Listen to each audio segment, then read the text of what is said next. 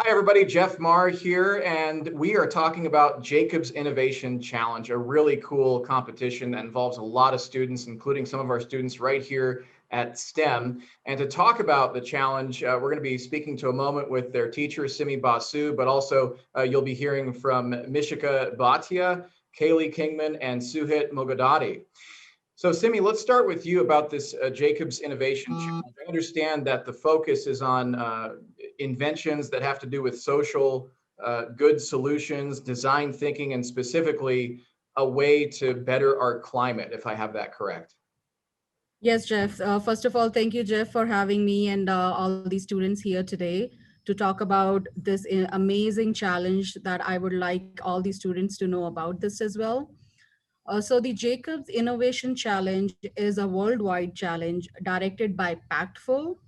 Pactful is an online tool used to help students develop an innovator's mindset. And when we talk about innovators mindset, like they will be creating some innovative items and they will be working on different themes in that tool called as Pactful. The Jacobs Institute for Innovation Education is at University of San Diego, and they open this challenge for students in middle school and high school every year. So this is an annual challenge that happens. This year, when I came to know about this, I asked my students, and some of these students were really interested to focus on some of the global challenges which are in today's society. Some of the challenges that include are climate action, poverty, gender inequality. And I will let students talk more about why they picked this, what was their theme, what are their in engineering innovation design process, and what are the stages that they have gone through this, because they have been working through this challenge for, I would say, for about 4 months now. So I would let them speak more about what they have learned, what were the challenges, and what they are going to do next. Okay, and with that, let's start with Mishika. So Mishika, tell me about the theme and what you all have been working on for this. So for our theme, we chose climate action because right now, especially with everything going on around the world, like coronavirus, climate change is something that is lacking needed attention from our world leaders, and that isn't happening. Especially after America withdrew from the Paris Climate Accord, our team wanted to do something about it, and therefore we chose climate action. So, as Ms. Basu said, we have been working on this project since the beginning of January, and we have gone through 3 main phases in total. The first phase was understand, and that was about understanding and researching the problem, as well as interviewing affected people by disparities throughout this global goal. We also worked on ideate, so we brainstormed and developed ideas concerning our solution. That pretty much was where we started with the research about current solutions and then moved on to brainstorming ideas that would not work so we could narrow down our thinking to a more realistic point of view. And then our last main phase was prototype. So we designed a solar charger, which was our final solution. And I actually have that right here. It looks like this, and it is called the Aura Flare. Um, we wanted to make it cheap, trendy, and cool so that it would normalize eco-friendly gadgets and be targeted towards the younger and newer generations. So we did spend a few weeks testing, building, diagramming, and designing the prototype, and we were eventually able to make it faster than a normal phone charger. So the last phase, which we are currently about halfway through, is the prototype phase. The pitch phase. So this was where we would share our idea to create kind of a more unique or eye-popping, visually appealing presentation so that we could convince the judges. So we discussed this with the rest of the team, and we wanted to make it unique and different. But currently we are still working on the pitch, and hopefully we will be able to achieve our goal. And Kaylee, I have a question for you, because when you were all looking at the topic and the challenge of improving the world's climate, there are so many different innovations that you can come up with. I've seen even innovations done at STEM at the elementary level where I was thinking, wow, I don't think that actually exists. And now as you present this solar phone charger, that's another thing that comes to mind as something that's truly innovative. So how did you pick this product, and how did you move forward with looking at, does this sort of thing already exist? Is it in development, or is this something that is truly breakthrough? To start off, Mishka actually, we brainstormed a little bit, and Mishka had the idea of a solar charger, but we ran into the issue that solar chargers already exist, and that's cool and all, but most of them, they're not very widespread and wide known, and I think we all thought that they were great products that could really make a difference, but everybody does not know about them, excuse me. And so our innovation part of it, because marketing is such a critical part of product design and stuff like that. And so if you change the marketing of a product and innovate it in that way, changing the design and the functionality, it can go a lot further with products and such. So. And with that, I have a question for Suhit. So as we approach the pitch phase of Jacobs Innovation Challenge, what is the plan for the pitch? How are you going to present this? And have you thought of how you would market this product as well?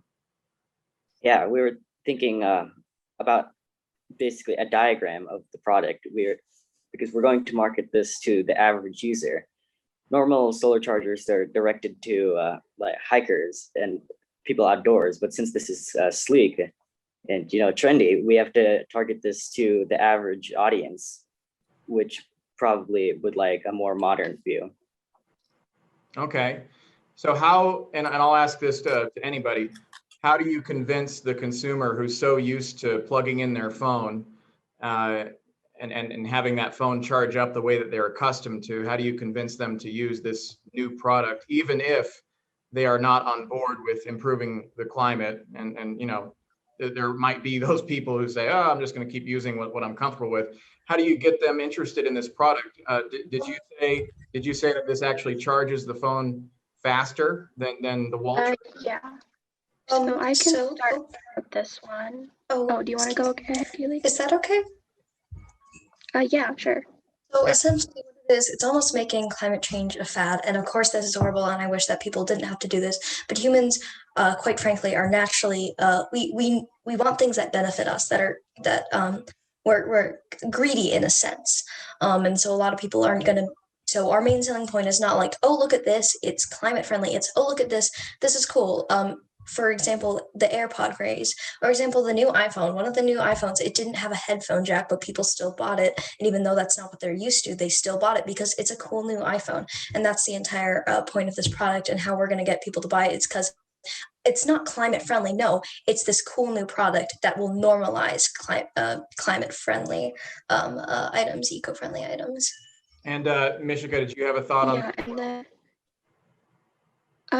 to add on to Kaylee, we have our 3 to 4 main marketing points. So our original marketing points was, first of all, we used materials that enabled this to be cheap. So this is almost as cheap as a normal phone charger, which is a huge selling point, because the main marketing point of this is not, like Kaylee said, to be an eco-friendly item. Our other main marketing points are that it is sleek and modern, and most solar chargers, they're very expensive and they're very rustic because they're all targeted towards outdoor enthusiasts. So they all have durable properties, waterproof selections, that type of things. However, after we were able to finish the prototype, we then discovered that this actually charges faster than a normal phone charger. So that then became our main marketing point, because like Kaylee was saying, we studied a lot into the psychology of human society, and we want stuff, like Kaylee said, that will benefit us. And this is now, the main marketing point of this is now that it will benefit people, even if they don't care about climate change. Because the point now is that we have a charger, whatever charger it is, we have a charger that charges a phone faster, and that is what people want. And Suhit, can you talk about what's next for this competition and just how it feels to be involved in this competition, where you come up with a product of your own and pitch it, just like you're working for a real company? Yeah. So honestly, it's an interesting idea, and it's it's hard to get people to listen to us as we're just children, but if we have the right marketing tactics, we can get people to listen to us. And then what is next for this competition? I believe that there's something happening in May, right? Yeah, so that in May, we're going to have to pitch to a group of judges, and then we're going to have to show our product and we have to advertise to them. And is there, if you come in first place, I mean, is that how it's kind of categorized? Like, is there an award with this as well? Yeah, there are 5 places. And the awards include donating a certain amount of money to any charity you want. Oh, really neat. This has been something that you've really been working on since December, right? Is that kind of when this whole thing started? Yeah. Okay. And how do you feel about how your team has progressed so far? Do you feel pretty confident with the product and the pitch? Are you nervous at all? I'd say definitely nervous, of course. Everything's very nerve-wracking, especially this product. But I'd say that we've been doing pretty good. I mean, we've put into a lot of hard work. I think that our product is cool, and I think it could be successful. And so I'm definitely nervous, but confident at the same time, I guess. Well, I can tell you that I would use your product, most definitely. I'm always on the hunt for a charger when I'm here at work. I do so much video work that a lot of this stuff is uploaded from my phone. It drains the battery, and sometimes I have to have multiple chargers in multiple places. So what a cool concept to have a charger that is just solar powered and you can really use anywhere, right? Yeah, just set it down. Maybe if there's some sort of sunlight, just set it down, plug it in, and you're good to go. Yeah. Yeah, and then our charger can also store energy, so you don't actually always have to keep it in the sun. For example, you can charge your phone during the night with this. It will not be as fast, but you still can. Okay. Well, did you have anything else that you wanted to put out there about the competition and what's going to be taking place in the weeks ahead? I mean, I don't think there's that much left. We're just going to continue working on the pitch. We will be presenting to the STEM board our product, and we are very excited for the pitch as well, and especially to see all the other teams' designs.